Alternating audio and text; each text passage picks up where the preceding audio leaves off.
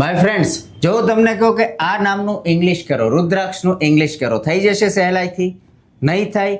જો તમને કન્ફ્યુઝન લાગે છે તો આ વિડીયો તમારા માટે છે, કારણ કે આજે હું તમને એકદમ shortcut, easy and perfect method શીખવાડીશ કે જ્યાં તમારી પાસે ગુજરાતીમાં કોઈ પણ નામ હશે એનું તમે આસાનીથી ઇંગ્લિશ કરી શકશો. શરત બે છે, બે કન્ડિશન ફોલો કરવાની છે. પહેલી, તમને ઇંગ્લિશનો કક્કો આવડતો હોવો જોઈએ, જે મેં અહીંયા આખો લખેલો છે. આ પહેલી શરત. બીજી, બારાક્ષરી. તમને કક્કો આવડે એટલે બારાક્ષરી ઓટોમેટિક આવડે, કારણ કે એક જ લાઈન શીખવાની હોય આપણે. પછી બધું થોડું થોડું ચેન્જીસ આવે. એટલે કક્કો અને બારાક્ષરી શીખો એટલે તમને નામ લખતા આવડે. જોઈએ કઈ રીતે. આ પહેલું નામ આપણે લખીએ, જેમ કે છે રુદ્રાક્ષ. રુદ્રાક્ષનો પહેલો જ કેરેક્ટર પકડો, શું છે? રૂ. તો ભાઈ આવો તો કોઈ કેરેક્ટર આપણે ઇંગ્લિશમાં નથી, શબ્દ નથી, અક્ષર નથી, ઇન શોર્ટ. તો એ ઇંગ્લિશમાં આવી રીતના છે ને, રૂ.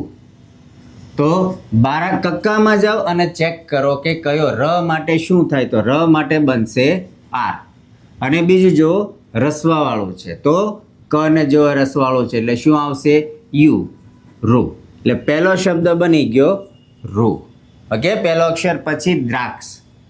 આખોય ન જો, એ જો કઈ રીતે છે કે એ આખો એ નામ નથી, એ દ રા ક શ, દ્રાક્ષ. ઓકે, પણ આ જે દ અને આ છે એ સાથે જોડવાનો એટલે કે દ અડધો છે. ઇંગ્લિશમાં યાદ રાખજો, જો આખોય શબ્દ હોય, કેરેક્ટર આખોય હોય, તો કે એ, ફોર એક્ઝામ્પલ આખોય ક છે તો કે એ, અને અડધો ક હોય તો ખાલી ક, કે.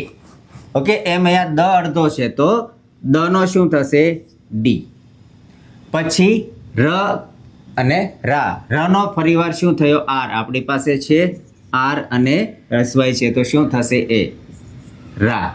પછી ક અને શ, તો ક પાછો અહીંયા અડધો છે, રુદ્રાક્ષ. રુદ્રા ક શ નહીં, રુદ્રાક્ષ એમ બોલીએ ને. તો ક અડધો છે તો ક માટે કેરેક્ટર કયું છે? ક. ક એ લાગશે નહીં, કેમ તો કે એ અડધો છે. આખો હોય તો જ કે એ, અને અડધો હોય તો ક, કે ઓનલી. ક અને શ.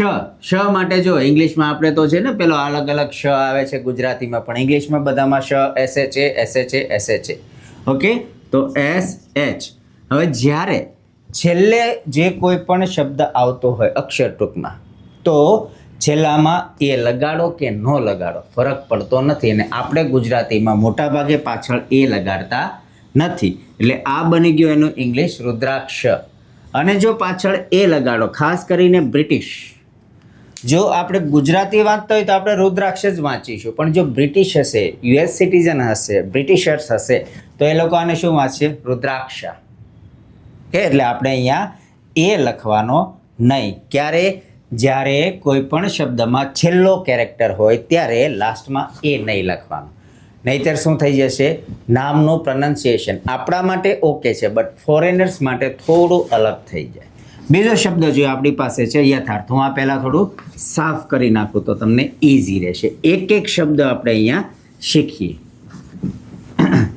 દરેકે દરેક શબ્દ છે યુનિક છે, અને ઇંગ્લિશમાં એ શબ્દોનું ગુજરાતીથી ઇંગ્લિશ કરવું એકદમ સહેલું છે.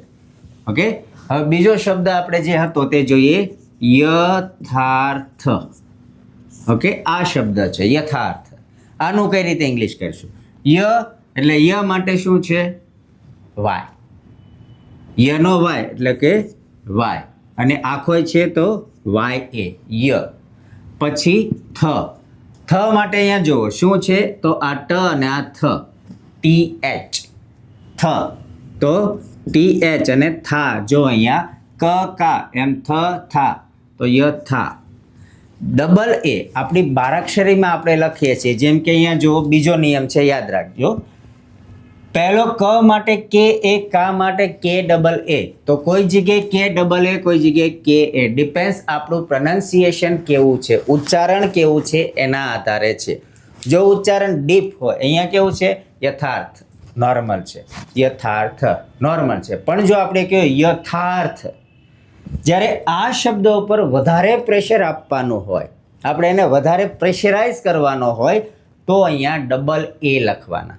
અને નોર્મલ પ્રોનાઉન્સિએશન છે, એક સિમ્પલ ફ્લોમાં થાય છે, તો ઓનલી સિંગલ એ. આ યાદ રાખજો કે કોઈ એવું કહે કે અહીંયા ડબલ એ આવે, કોઈ કે સિંગલ એ આવે, કોઈ તમને પૂછે એવું કેમ, તો તમારી પાસે એનો જવાબ હોવો જોઈએ કે જ્યારે કોઈ પણ શબ્દને, અક્ષરને, કોઈ શબ્દમાં કોઈ સ્પેસિફિક અક્ષરને જ્યારે આપણે વધારે પ્રેશરાઇઝ કરવું છે તો એ સમયે ડબલ એ લખવાના, અને નથી કરવું, નોર્મલ છે તો સિંગલ.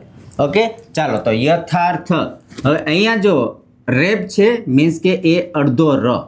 ઓકે, અહીંયા આવી રીતના કરેલું છે નિશાન, એટલે અડધો ર અને થ. તો આપણે હમણાં જ મેં નિયમ કીધેલો, અડધો ર હોય તો શું કરવાનું, એ લખવાનું નહીં, અને રનો તો કે આર આર, અને થ ટી એચ. હવે અહીંયા એ લખીશું યથાર્થ, પછી એ લખીશું તો શું થશે, જો આ છે યથાર્થ, એ લખીશું તો શું થાય, યથાર્થા. બ્રિટિશર્સ યુએસ સિટીઝન્સ મેં કીધું એમ શું કરશે, એને વાંચશે યથાર્થા. આપણે રાખવાનો છે યથાર્થ. ઓકે, હવે એક સિમ્પલ બીજું નામ લઈએ આપણે. અહીંયા તો થોડા ડિફિકલ્ટ જોયા, સિમ્પલ નામથી પહેલાં આપણે શરૂ કરીએ. કે હવે એવું લખીએ કે કોઈ એવું નામ, નીચે કોમેન્ટ કરો જે તમને સમજો કે નામ નથી આવડતું, હું તમને એનો રિપ્લાય આપીશ. કોમેન્ટ કરતા કહેજો, અને જો તમને વિડીયો સારો લાગે તો લાઈક કરજો, શેર પર કરજો, અને એવા લોકોને જે લોકો ઇંગ્લિશ બેઝિક શીખે છે. ઓકે, હવે આપણે જોઈએ નેક્સ્ટ, ધેટ ઇઝ મનસ્વી. કારણ કે હવે નામે એવા આવે છે ને અત્યારે, જો એક પહેલાં જેવા નથી ને, સીધા સાદા સિમ્પલ રામ ને શ્યામ ને માધવ ને કાનજી ને શ્યામજી ને રામજી. હવે આવા બધા નામ હોય ને અમુક અમુક નામ તો એવા છે કે આપણી જીભ છે ને ડૂચો વળી જાય. પણ જીભ ભલે ડૂચો વળે, આપણે એનું ઇંગ્લિશ કરતાં શીખવાનું છે. ઓકે, ચાલો મનસ્વી. મનસ્વી તો પહેલો મ, ચાલો મનો એમ એ ન, બરાબર. અહીંયાથી તમે કક્કો જોતા રહેજો, અથવા તો એક બુક રાખજો, અને તો પણ જો તમારી પાસે નથી તો કોમેન્ટ કરજો, હું તમને પ્રોવાઈડ કરી દઈશ ગુજરાતી ટુ ઇંગ્લિશ. તો મ પછી નનો એન એ, મ ન. હવે જો સ પાછો અડધો આવ્યો તો શું કરીશું, એસ. અને વી તો વનો વી, અને દીર્ઘય છે પણ આપણે મોસ્ટલી ઇંગ્લિશમાં એને આઈ લખીએ છીએ, અથવા તો ડબલ ઈ પણ લખી શકાય, પણ લાંબો થાય છે એટલે શું લખીએ છીએ આપણે આ રીતે, મનસ્વી. સિમ્પલ છે, સહેલું છે. સમજાઈ ગયું? નેક્સ્ટ જોઈએ. સમજો કે મનસ્વી છે ને તો એના જેવું જ નામ લઈએ, જેમ કે યશસ્વી. યશસ્વી એટલે કે ને યશસ્વી ભવઃ, પહેલા આશીર્વાદ આપતા, અને હવે અત્યારે શું થઈ ગયું છે, નામ થઈ ગયું યશસ્વી. તો યનો શું થયું, આપણે હમણાં ગોતેલો, તો આયરો વાય. ઓકે, વાય એ ય. પછી શ, કોઈ પણ શ, જો એસ એ બધાના ઇંગ્લિશમાં SHA. તો શ પાછો સ અડધો તો એસ, અને વી તો VI, અથવા તો ડબલ ઈ. બેમાંથી તમે કોઈ પણ લખી શકો છો. તો મનસ્વી, યશસ્વી સમજાઈ ગયું. હવે આપણે થોડુંક આગળ જોઈએ. ડિફિકલ્ટ નામો જો તમારી પાસે હોય અને તમને એવું લાગે છે, કન્ફ્યુઝન હોય કે આનું શું થાય ઇંગ્લિશમાં નામ, તો નીચે કોમેન્ટ કરજો, હું તમને એનો ઇંગ્લિશ કઈ રીતે થાય અથવા શું થાય લખીને બતાવીશ. ચાલો સિમ્પલ શબ્દ આપું. રામ, પ્રભુ શ્રી રામ, અથવા તો કોઈ વ્યક્તિ છે રામ. ઓકે, રામનું શું થશે ઇંગ્લિશ, આવડશે? એકદમ સહેલું છે યાર, કેમ ન આવડે? સિમ્પલ છે. રામનો રનો શું થશે, આર. પછી આ રામ એટલે શું થયું, એ મૂકવાનો તો એ રા, અને મનો મ, એમ રામ. સિમ્પલ. રામ તો શ્યામ. શ્યામ શું થશે, તો શ્યામનો શ પહેલો છે, અને જો અડધો છે તો શનો આપણે હમણાં જોયેલો ને SH, તો શ્યામનો અડધો શ SH. પછી ય યાને કે વાય, તો વાય એ શ્યામ, યા. હવે અગેન અમુક જગ્યાએ જુઓ, અહીંયા છે ક અને કાના બે લખેલા છે, એ એક પણ લખી શકાય, બે પણ લખી શકાય. અને આને જો વધારે પ્રેશર આપો તો, પણ આપણે એટલું આપતા નથી, આપણે શું નોર્મલ બોલીએ ને, શ્યામ. નોર્મલ પ્રોનાઉન્સિએશન છે, તો સિમ્પલ SHYN, મનો એમ, શ્યામ. રામ, શ્યામ, અથવા તો માધવ. ચાલો માધવનું ઇંગ્લિશ શું થશે વિચારો. જો ખાલી જોવાથી નહીં આવડે, પ્રેક્ટિસ કરવી પડશે ઘરે પણ. તમે રોજે પ્રેક્ટિસ કરજો. માધવનો જો એમ છે તો પહેલો આવશે એમ એ, મા. ધ તો અહીંયા ક્યાં ગયો? ઝીરો. આ ડી એચ, ડનો ડી એ અને ધનો ડી એચ એ. તો ધ ડી એચ એ અને વનો વી, માધવ. જો ઇંગ્લિશ એટલું બધું અઘરું નથી, તમારે રોજે જ પ્રેક્ટિસ કરવી પડશે. જેટલી પ્રેક્ટિસ કરશો એટલું તમને આવડશે. સિમ્પલ છે, કારણ કે આ શું છે? ભાષા છે. આ કોઈ ગણિત નથી, આ કોઈ મેથેમેટિક્સ નથી કે હું તમને એના સૂત્રો ગોખાવી દઉં, ગોખણપટ્ટી કરી અને આપણે શીખી જઈએ. નહીં, ભાષા છે અને કોઈ પણ ભાષાને તમારે ઇમોશનલી એક્સેપ્ટ કરવી પડે. જ્યારે પણ વિચારો છો તો ઇંગ્લિશમાં વિચારો, જ્યારે જોવો તો ઇંગ્લિશ જોવો, સાંભળો તો ઇંગ્લિશ સાંભળો, તો આરામથી આવડશે. ઓકે, હવે બીજા નામ છે જેમ કે નરેશ, મહેશ, રમેશ, કાનજી. આ બધા ઇંગ્લિશ કરીએ. શું થશે? જો નરેશનો ન એટલે કે પહેલો શબ્દ છે આપણો નરેશ, ન. નનું શું થાય? તો એન. ન એટલે કે એન, તો એન એ, ન. હવે રનો આપણે જોયેલો શું થયું? આર. તો આર અને માથે એક છે, જો એક, તો કેનું ઈ, તો ઈ, નરે. અને શ આપણે જોયેલો તે શનો એસ એચ, તો એસ એચ. હવે એ લખીશું અહીંયા. શા માટે લખીશું, શા માટે નહીં લખીએ? હવે આ છે નરેશ, હવે એ લખીશું, શું થઈ જશે? નરેશા. અધર પીપલ, આપણને જ ખબર છે નરેશ જ એવું નામ છે, નરેશા એવું કંઈ નામ નથી, પણ અધર, ફ્રોમ અધર કોન્ટિનેન્ટ, તો એ લોકો એનું રોંગ પ્રોનાઉન્સિએશન કરે, એટલે આપણે એસ એચ એ લખવાનો નહીં. એવી રીતે મહેશ, તો મનો શું થાય? એમ. જોઈ લો ને આપણે, મ એટલે કે એમ, તો એમ એ. પછી હ એટલે એચ, હનો શું થાય? એચ. તો ચાલો એમ એ એચ, પછી એ એક માથે છે તો શું થશે? ઈ, મહે. અને શ અગેન એસ એચ, મહેશ. પછી રમેશ, રમેશનો પહેલો ર એટલે કે આર અને એ, ર. પછી મને માથે એક મે, મનો એમ અને એક માત્રા છે એટલે કે ઈ, અને શ એટલે કે એસ એચ, રમેશ. પછી કાનજી, ચાલો ભાઈ, તો મિસ્ટર કાનજીનું શું? ક અ કે, અથવા ડબલ એ પણ કરી શકો, કાનજી.